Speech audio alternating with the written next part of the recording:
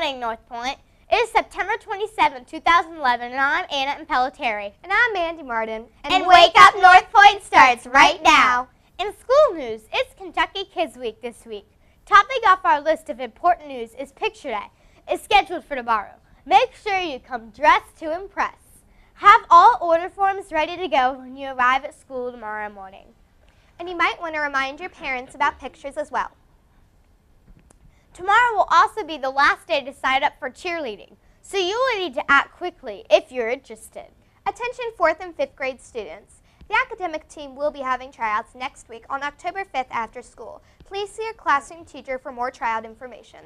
Did you know that last year, North Point placed first place in our district and finished in 3rd place out of 27 other elementary schools in northern Kentucky?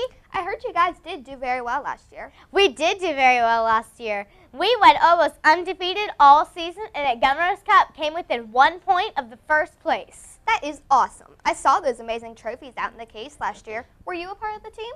I sure was, and you can be a part of the team too. We're looking for 4th and 5th grade students this year that like to compete. The academic team is the only team at North Point that actively competes throughout the school year against elementary schools all over Boone County. I'd like to try out. When are the tryouts going to be again? They will be held immediately after school in the cafeteria next Wednesday, October 5th. Great, I'll see you there. But first, let's talk about the weather. We see a mix of clouds and sun today with a chance of afternoon or evening shower. It will be a little breezy and cool with highs in the upper 60s. Taco Tuesday today. Nachos with meat, soft taco or cheese quesadilla, corn, Mexican rice, refried beans, and all the essential toppings, lettuce, tomato, and salsa. And as always, fresh fruit and vegetable choices. Please stand for the pledge. I pledge allegiance to the flag of the United States of America and to the republic for which it stands, one nation, under God, indivisible, with liberty and justice for all. World leaders will gather in the United Nations, UN, in New York City this week. They plan to work together on topics including climate change, global security, and world health concerns. More than 120 prime ministers, presidents, prime ministers, and foreign ministers are expected to attend the UN General Assembly annual gathering. The meeting officially opened on September 20th and will run through September 27th. United Nations Secretary General Ban Ki-moon invited leaders to come to New York a day earlier to discuss the prevention and treatment of non-infectious chronic diseases such as cancer and diabetes. The diseases affect millions of people across the globe. This is a landmark meeting, Ban said.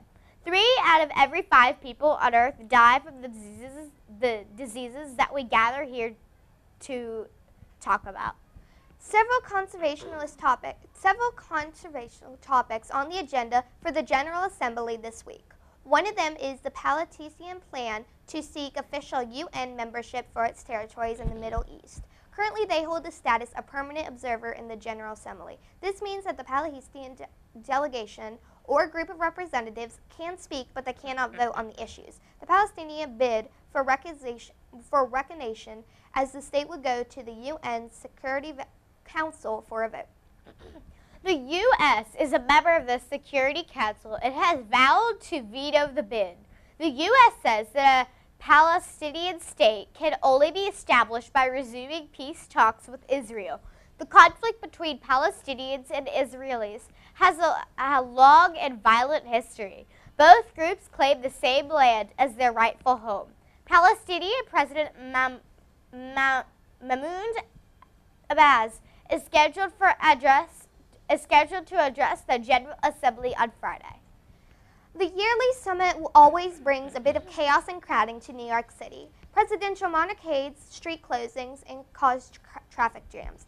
And demonstrations by people who feel strongly about various issues require extra police officers to keep the peace. In sports this week, one game in the San Francisco 49ers trip is already worth writing home about. Kendall Hunter ran 7 yards for the game's only touchdown with 3 minutes and 59 seconds to go Sunday, rallying the 49ers to a 13-8 victory in front of the Cincinnati Bengals' smallest crowd for a home opener in 30 years. Hunter's run completed the only noteworthy drive by the 49ers, 2-1, but didn't even cross midfield until midway through their third quarter. Cincinnati, 1-2, was limited to a pair of field goals by Mike Nugent during rookie quarterback Andy Dalton's first dismal performance. He threw 2 interceptions in the fourth quarter, the first of his career, and there were only 43,363 fans at the 65,000-seat Paul Brown Stadium, the Bengals' smallest crowd for a home opener since they played at Riverford Stadium in 1981. And that's a wrap of today's headlines. On to this day in history. In 1779, the Continental Congress appoints John Adams to travel to France as Minister of Plenipotentiary in charge of negotiating treaties of peace and commerce with Great Britain during the Revolutionary War. Incredible! And now on to our fun fact of the day.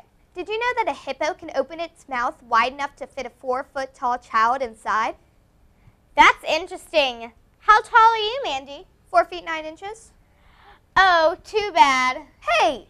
Well, that's all we have today, North Point. We'll see you again tomorrow morning with some more great news and exciting facts. And remember, North Point, keep your paws up. Have a great day or not, the choice is yours.